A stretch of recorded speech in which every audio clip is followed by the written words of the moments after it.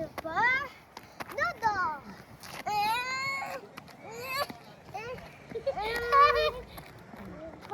Afternoon সবাইকে। চিনামিনি নিপ্পনের নতুন আরেকটি ব্লগে আপনাদের সবাইকে জানাচ্ছি অনেক অনেক প্রীতি আর শুভেচ্ছা। আজ হচ্ছে 18 জানুয়ারি রবিবার, আর রবিবারে দুপুর তো ঘরে থাকার কথা একদমই না, তাই আমরা এখন ঘুরতে যাচ্ছি আমাদের এখানকার একটা খুবই বিখ্যাত পার্ক, যার নাম হচ্ছে ইচিনোমিয়া 138 টাওয়ার পার্ক। তাহলে চলুন ভিডিওর সাথেই থাকুন, আমরা কোথায় যাচ্ছি, কিভাবে পার্কটা কেমন, সবই আপনাদের সাথে শেয়ার করব।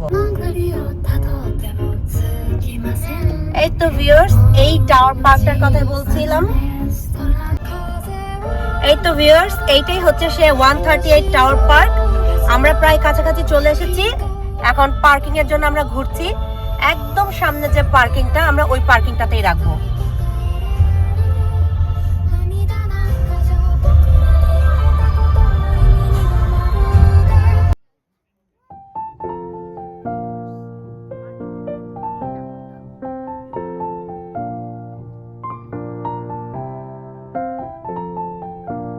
যেমন মকর সংক্রান্তিতে এরকম ঘুড়ি উড়িয়ে থাকি, জাপানিজরাও কিন্তু এই বছর এরকম টাইপের ঘুড়ি উড়িয়ে থাকে।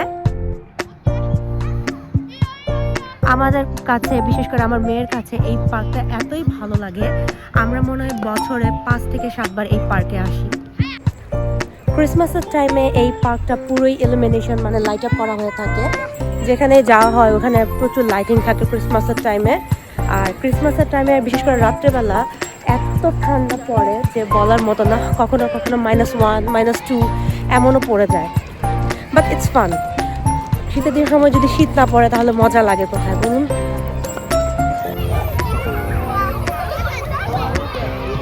প্রত্যেকটা বাচ্চাই খুব হাসি খুশি। প্রত্যেকটাই চেরি গাছ, বিশেষ করে চেরি ব্লসমের সময় এখানে ফুল ফুটে থাকে। আমরা ওই দৃশ্যটাও স্প্রিংয়ের টাইমে খুব উপভোগ করে থাকি। যদি আমরা স্প্রিংয়ে কখনো আসি আপনাদের সাথে সেটাও শেয়ার করব। জাপানিজরা সাধারণত এই শনিবার বা রবিবারে এরকম পার্কগুলোতে খেলতে আসে, কারণ জাপানিজদের ধারণা হচ্ছে পার্কগুলোতে খেললে বাচ্চাদের শরীর স্বাস্থ্য মন দুটোই ভালো থাকে। কুকুর বা বিড়াল নিয়েও এখানে ঘুরতে আসে।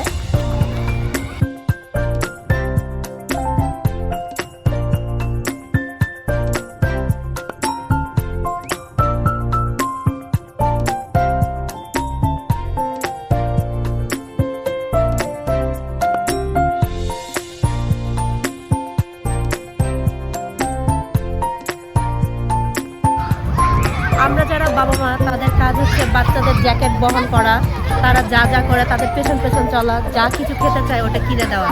ছুটির দিন তো আর এগুলো ছাড়া। জাপানের বিভিন্ন পার্কগুলোতে বিভিন্ন টাইপের রুলস রেগুলেশন মেনটেন করে থাকে, বাট মোস্ট অফ দ্য পার্কগুলোর রুলস রেগুলেশন একই রকম।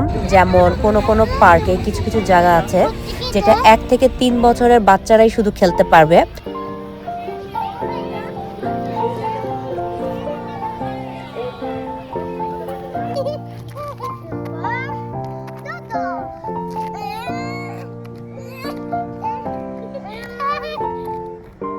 পার্কে ছিলাম, ওই পার্কের থেকে সরে এসে সামনে আরেকটা পার্ক আছে ওয়াসিস, সেখানে আমরা চলে এসেছি। এটা হচ্ছে একটা ফেরিস হুইল, এখানে চড়লে এখানকার এলাকার পুরো যে জায়গাটা সেটা খুব সুন্দর আর কি দেখা যায়। বিভিন্ন টাইপের ফুডের দোকান এখানে আছে। আর যেহেতু এখন বিকাল প্রায় 5টা, এখানে এখন প্রচুর টাইপের শীত পড়ে গেছে।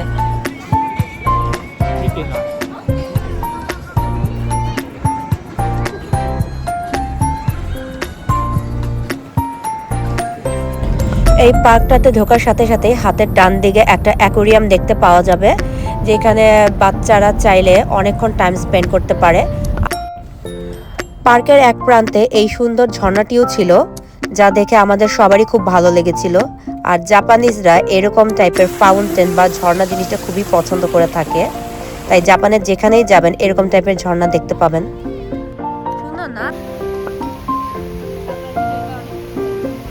আর পুকুরে ছিল বিভিন্ন টাইপের বড় বড় মাছ, সেগুলো কিন্তু কম আকর্ষণীয় নয়। আর এই মাছগুলোর নাম হচ্ছে খই। জাপানের বিভিন্ন জায়গায় এই খই মাছগুলো দেখতে পাওয়া যায়।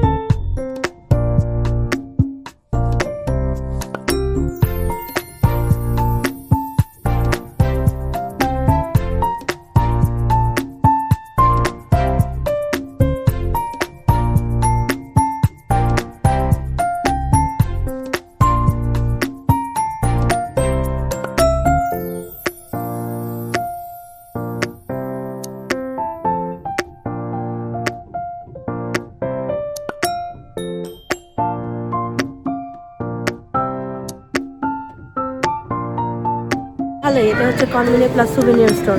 আমার তো খুব ভালোই লাগলো। জাপানে কিন্তু কনভিনিয়েন্স স্টোর খুবই ফেমাস। কোনো একদিন আপনাদেরকে কোনো একটা কনভিনিয়েন্স স্টোরে নিয়ে যাব, আর সেখানে আপনাদের আরও ডিটেলস অনেক কিছু আমি জানাবো। যে কোনো বাচ্চা বা অনেক বড়দেরও একটা আকর্ষণীয় সাইড হচ্ছে যে কোনো দোকানের এই ক্যান্ডি সাইড বা ছোটোখাটো যে চাবি রিং বা ম্যাগনেট বা ছোটোখাটো কার পাওয়া যায় এই সাইডগুলো। এই টাইপের জায়গাগুলো দেখলে আমার মনে হয় কোনো বাচ্চাই আর নিজেদেরকে ধরে রাখতে পারে না।